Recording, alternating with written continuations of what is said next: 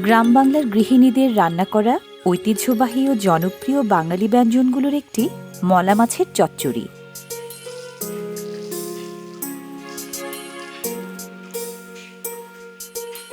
সুস্বাদু মলা মাছের চচ্চড়িকে আরও বেশি সুস্বাদু করে এই সরিষা, রসুন ও কাঁচামরিচ বাটার বাড়তি ঝাঁঝ ও ঝাল।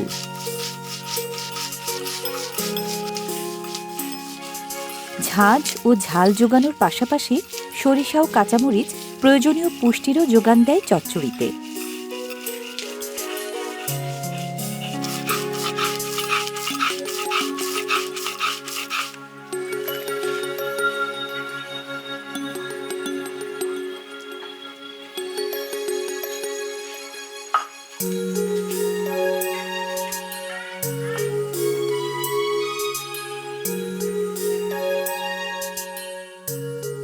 এবার আলু।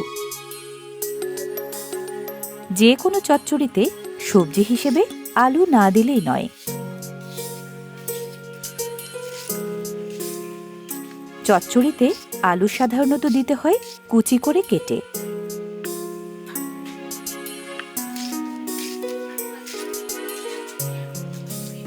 আলু নিজেই সুস্বাদু এক সবজি, চচ্চড়ি তাই সুস্বাদু হয় আলুর গুণেও।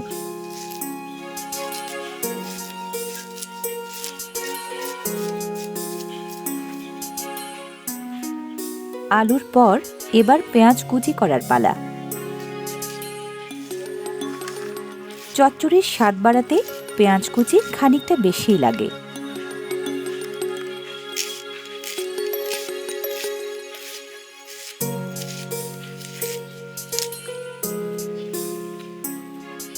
এবার ধনেপাতা।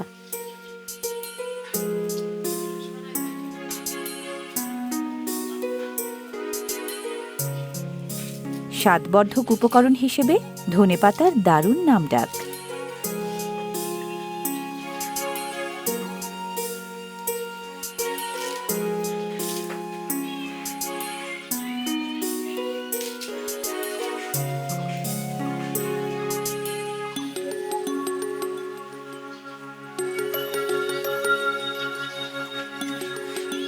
টমেটো স্বাদ আর পুষ্টিতে ভরা দারুণ এক সবজি।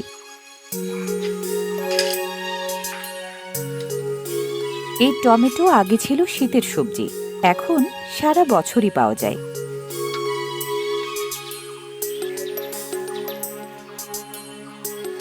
চচ্চড়িতে টমেটো সাধারণত দিতে হয় ফালি করে কেটে।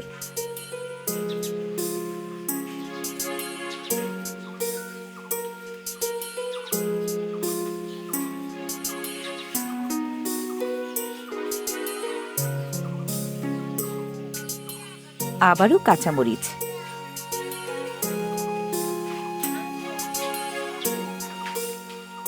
চচ্চড়িতে ফালি করে কাটা কাঁচামরিচও লাগে বাটা মরিচের পাশাপাশি।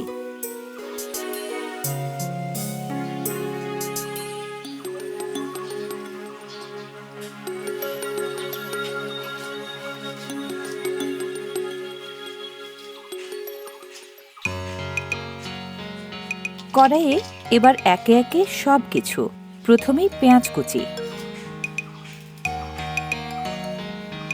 এরপর সরিষা সহ মরিচ বাটা, পরিমাণ মতো লবণ,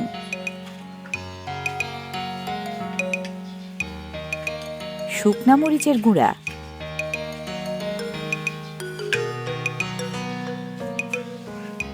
এবার হলুদের গুঁড়া, ধনিয়ার গুঁড়া, খানিকটা লেবুর রস, সব শেষে তেল। এবার মাখামাখি।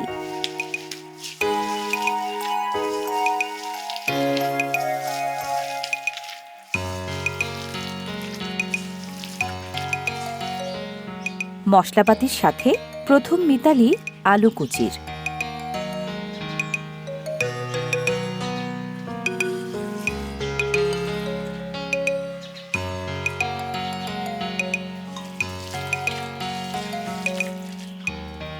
মশলাপাতির মিশ্রণ আর আলু কুচি ভালো মতো মাখাতে হয়।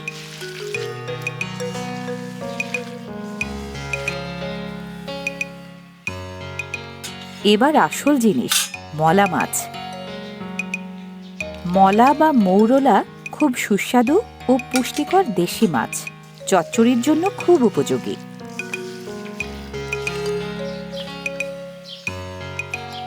পরিমাণ মতো পানি, জাল পড়লে এই পানি শুকিয়ে চচ্চড়ির মাখা মাখা ঝোল হবে।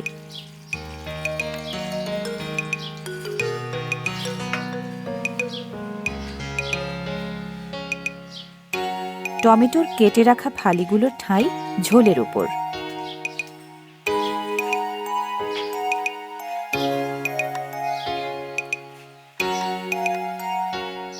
টমেটো ফালির সঙ্গী কাঁচামরিচের ফালি।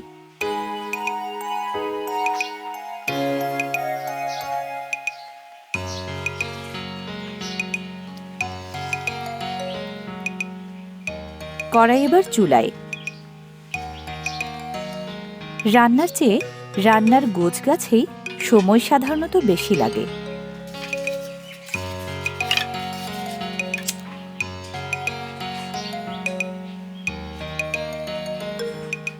মাটির চুলায় লাকড়ির আগুনে রাঁধলে সুস্বাদু চচ্চড়ির স্বাদ আরও খানিকটা বাড়ে।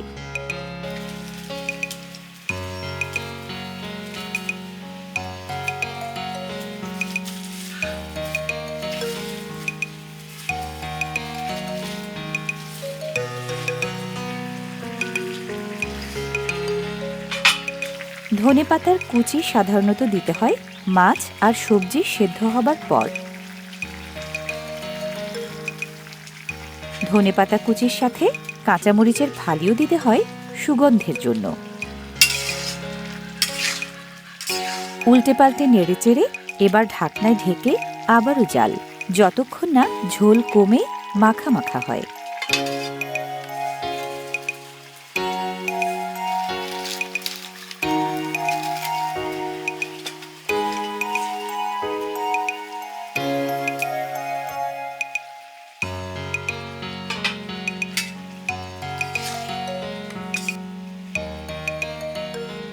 নামানোর আগে আগে স্বাদ পরখের পালা।